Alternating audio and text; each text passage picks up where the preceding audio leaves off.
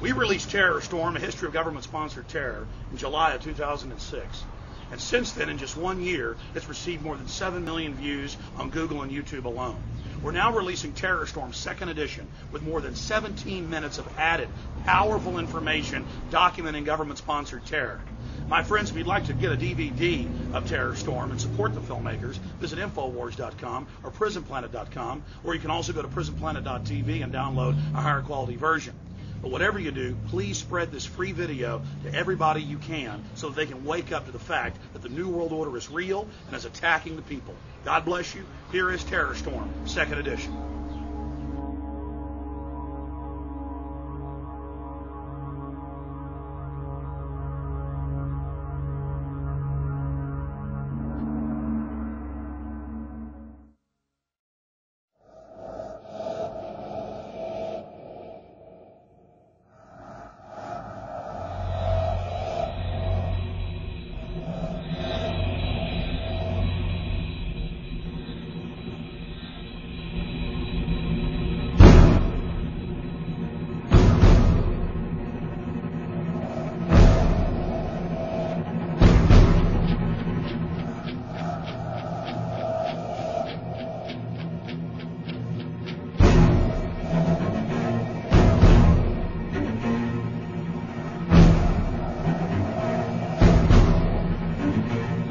Our leaders have told us that the war on terror may last 100 years.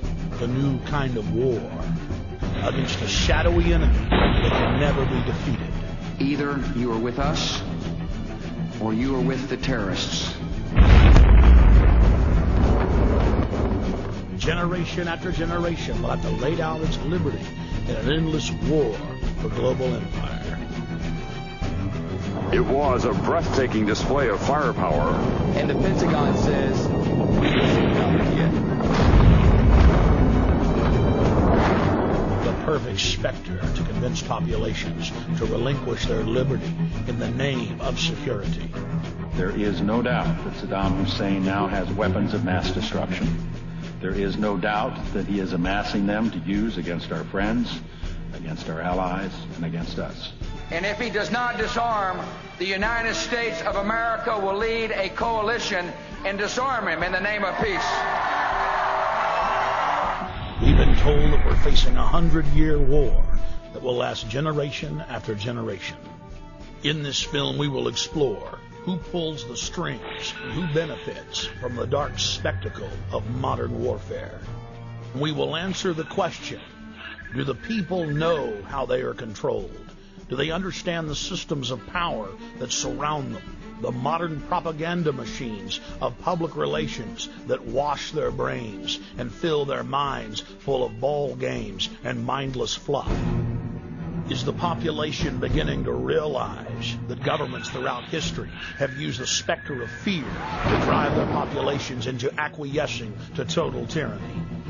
September 11th, national ID cards, Big Brother, the Iraq War, the 7/7 bombings in London, the invasion of Iran. How are they all interconnected? In previous films, we have focused predominantly on September 11th as the foundational event, the pretext for the current geopolitical structure. The smartest thing to do is pull it. And they made that decision to pull. And then we watched the building collapse. National polls show that most Americans and Westerners believe the official story of 9/11 to be a fraud. And a large part of that majority believes that 9/11 was an inside job. But the establishment press continues to contest any alternative view concerning 9/11. In this documentary, we will first look at historical events that are not contested. Events where the fact of government-sponsored terror is not debated, but in fact openly admitted to by Western governments.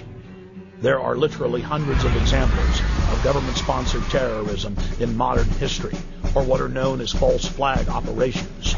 We're going to start by looking at just 5 past examples, then we'll look at several modern cases. What is a false flag? The encyclopedia definition reads, false flag operations are covert operations conducted by governments, corporations, or by other organizations which are designed to appear as if they were carried out by other entities. The name is derived from the military concept of flying false colors, that is, flying the flag of a country other than your own. There are many variants of false flag operations, but one of the most popular carried out by governments is to stage a terror attack or horrible criminal incident and then blame it on your political enemies.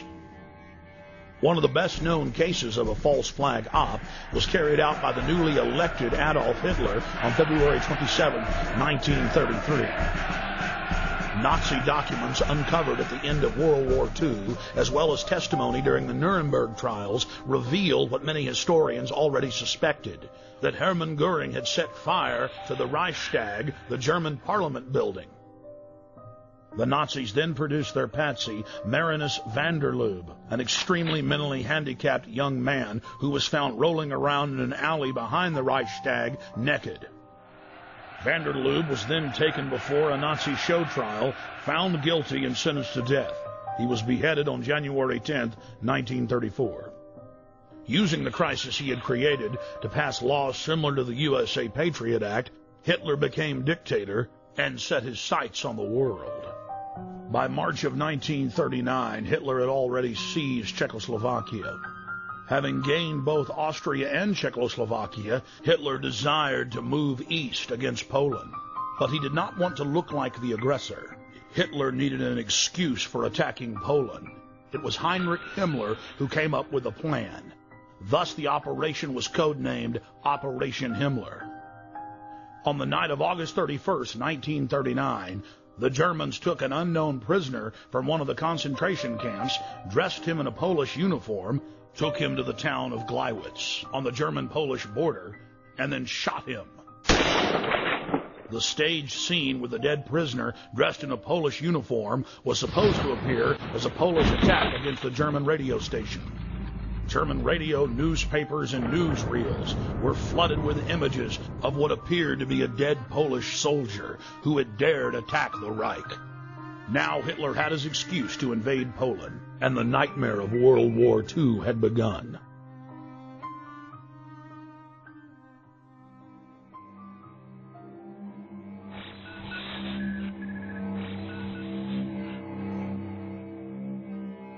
In 1953, the Central Intelligence Agency, working in tandem with MI6, overthrew the democratically elected leader of Iran, Dr. Mohammad Mossadegh.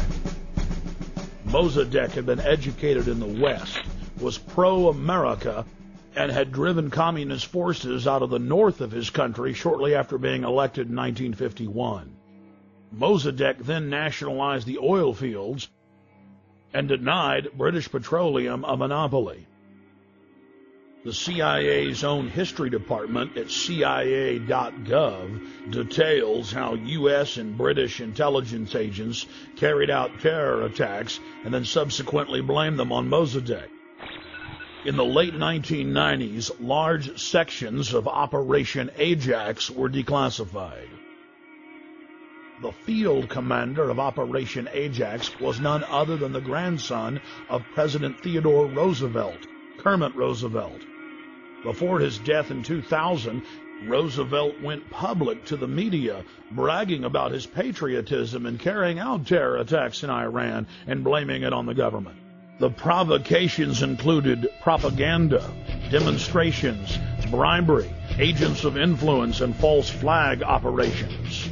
They bombed the home of a prominent religious leader and blamed it on Mossadegh. They attacked mosques, machine gun crowds, and then handed out thousands of handbills claiming that Mossadegh had done it. The handbills read, "Up with Mossadegh, up with communism, down with Allah." Dr. Mohammad Mossadegh was incarcerated for the duration of his life. He fared better than many of his ministers who were executed just days after the successful coup for crimes that MI6 and CIA had committed. The CIA then formed the dreaded Iranian Secret Police, or SAVAK, and a 25-year reign of terror and torture then commenced. The operation was seen by Western intelligence agencies as a huge success. The CIA then successfully used the exact same technique in scores of countries to overthrow elected governments and dictators alike.